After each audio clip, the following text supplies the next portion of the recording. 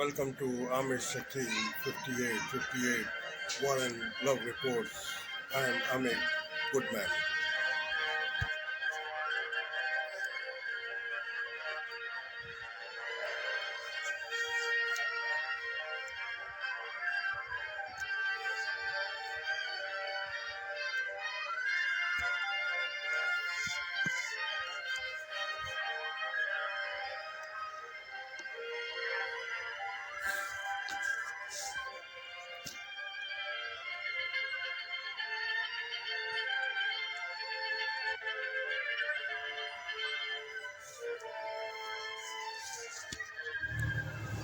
Southern California Maui fires report.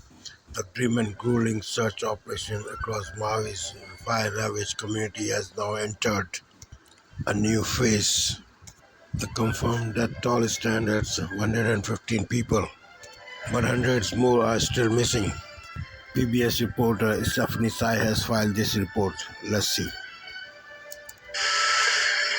More than 2 weeks after the Maui wildfires, the missing remained nameless until late Thursday. We're releasing this list of 388 names today because we know that it will help with the investigation.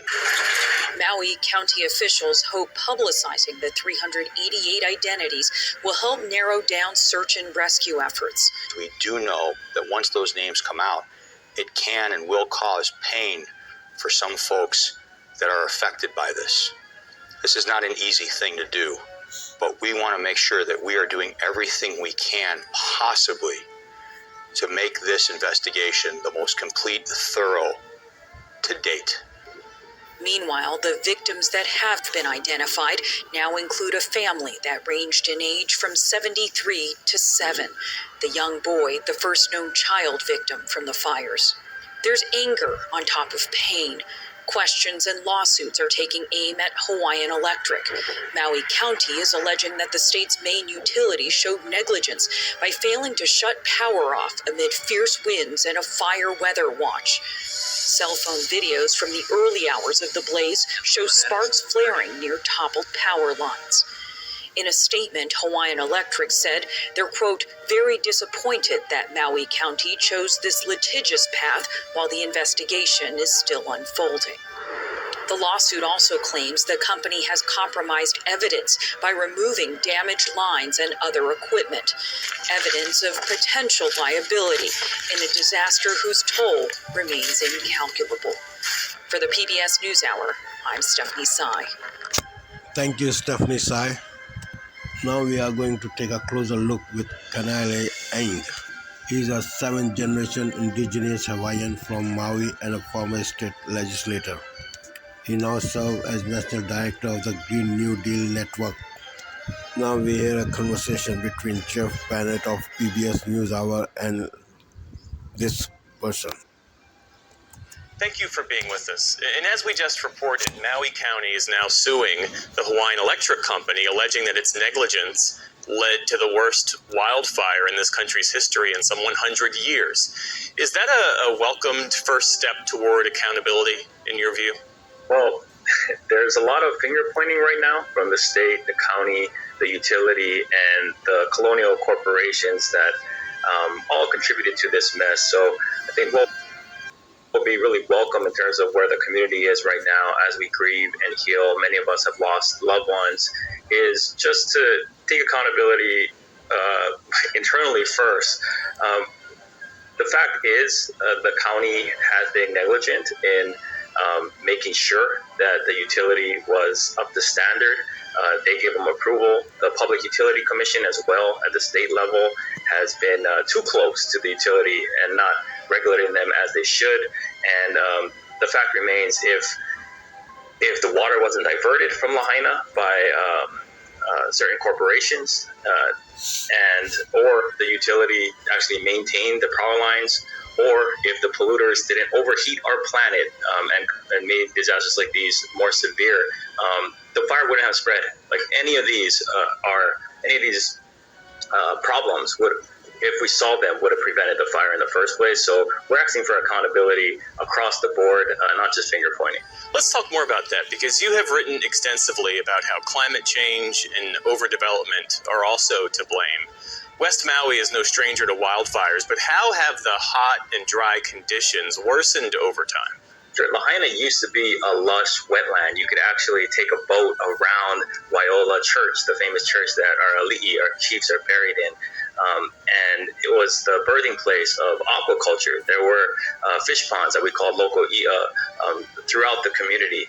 And it was at the turn of the 20th century, the big five families, corporate oligarchs, actually diverted that water illegally to irrigate their stolen lands, the monocrop of sugar. And that has resulted in generations of water disputes that haven't been resolved. So, as we rebuild, we're looking at not just returning to the status quo, but returning the control of public trust resources like land and water back to the people of Lahaina to decide their own fate.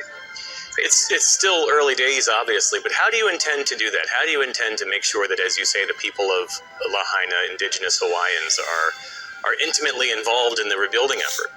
Sure. One thing that we called for that was met by the governor was a moratorium on land sales to out-of-state developers. Right now, there are disaster capitalists, land grabbers hovering above the carnage. Like vultures, there's Black Rock representatives now on Maui meeting with government officials. But we know that this early stages of realtors calling families in their darkest moment is just the beginning. The real fights will happen 6 months, even years down the line in the regulatory, political, and legislative arenas. So as we do wellness checks, we're making sure that neighbors are talking to neighbors, helping with insurance claims, helping with FEMA applications, and we're organizing that now on the ground, because FEMA and Red Cross will come and go, but we want to make sure that when the help leaves, we're actually empowered, not just helped so a year down the line where 200 people are repairing a school, and those same 200 people go and testify at city council the next day. So, I've recently facilitated a meeting with a bunch of Lahaina leaders, and they have their eye not just on immediate relief, but a long-term just recovery and rebuilding that centers the people. So we're trying to not just rebuild Lahaina, but set an example for the world of how to better empower communities as these disasters become more frequent. Kaniela, are there enough emergency resources on the ground right now? Right now, it's not necessarily from the government or institutions. That's part of it, but the community has really stepped up to fill the gaps. So right now, a lot of the survivors are taken care of in terms of their basic needs, food, water, and shelter. But as we look down the line, we know that the government subsidies for Airbnb rooms and hotels, for example, will only last a few weeks to a couple months. And it's unclear where these people will be housed following that. So we need to fill in the gaps and actually build housing or extend the subsidies so that these temporary shelters don't become long-term camps.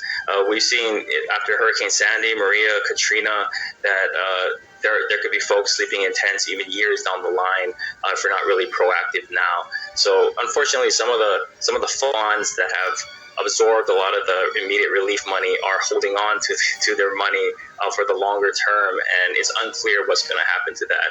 And because of their institutional connections that allow them to raise so much money, there's also a fear in the community that they'll be calling on those institution connections that actually led us to this crisis to help rebuild, and that's definitely not what the people want.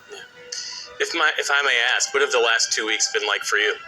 It's been intense. I've been I was lucky enough where my mom had an apartment on Front Street, and she just moved away a couple months ago. She almost signed the lease. So my immediate family's safe, but I've lost friends I've grown up with. I think everyone in Maui is feeling that as well. Before we think of anything, it's the people that really matter. Lahaina is a historic place, but now's the time to really show up for folks. And unfortunately, they're not having the time to grieve and heal as they deserve because of these political fights and land grabs. So, I think it's we're just calling on people if they want to support, to lend, to donate. We have the Maui Recovery Fund.org, to not just for the short term, but in the long term, knowing it's going to take $6 billion minimally to rebuild, and that money is most likely going to come from the government. So the question is, who has access and who has the power to shape where those funds go. So that's what we're working on right now. Well, I'm deeply sorry for your personal loss. Kaniela Ng, thank you for being with us this evening. We appreciate it. Thank you, Geoff Bennett and Liana King. Now, other headlines.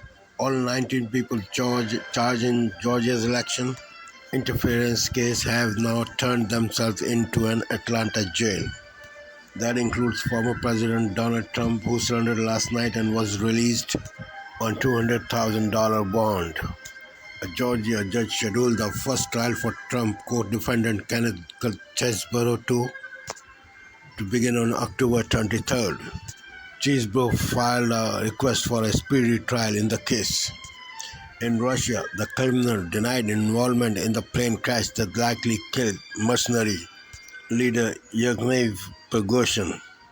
U.S. intelligence believes an intentional explosion downed the plane. They say that's consistent with actions Russian President Putin has taken in the past to, quote, silence his critics, which Kremlin spokesman Peskov firmly rejected. Dmitry Peskov, spokesman for Vladimir Putin, said, there's a great deal of speculation surrounding this plane crash. In the West, all this speculation is presented from a certain angle. All of this is an absolute lie. It's necessary to rely exclusively on facts when covering this issue. There are not many facts yet because they need to be established through an investigation. Prigozhin led a failed uprising against Putin in June. Russia's investigative committee says it's now recovered the plane's flight recorders. Genetic testing is ongoing to identify the bodies. The Russian Defense Ministry says it shot down 73 Ukrainian drones in the past 24 hours. Most of them targeted military assets on the Russian-held Crimean Peninsula. It was one of the largest known Ukrainian air attacks on Russian territory since the war started last year. Russia seized the Crimean Peninsula from Ukraine and annexed it in 2014. Now in US, severe storms in Michigan overnight killed 5 people and left hundreds of thousands of customers without power.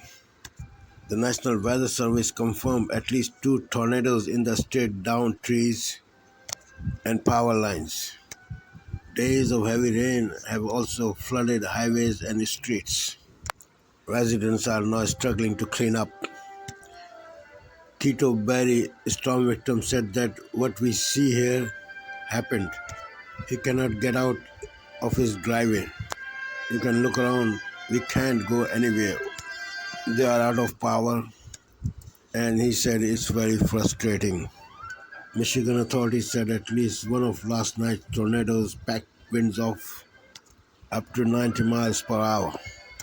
The United Nations Children's Agency, UNICEF, estimates that 4 million children in Pakistan are still in need of aid a year after catastrophic flooding there.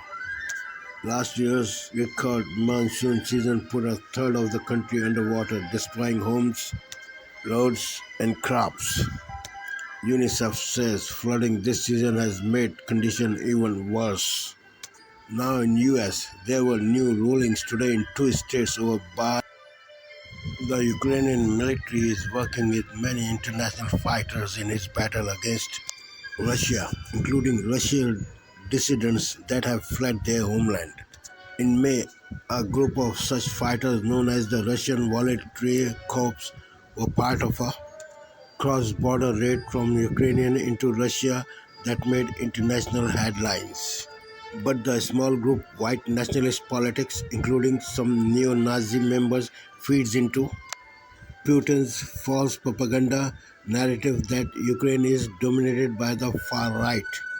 Now PBS News Hour have this real look at this group, which was produced by videographer Adram, and special correspondent Jack Hosson with support from the Pulsar Center.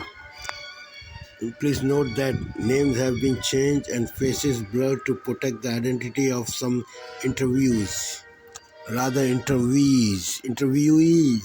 and some scenery was also blurred to help hide the location of where they filmed. A detailed report on this can be watched on the PBS News Hour YouTube channel.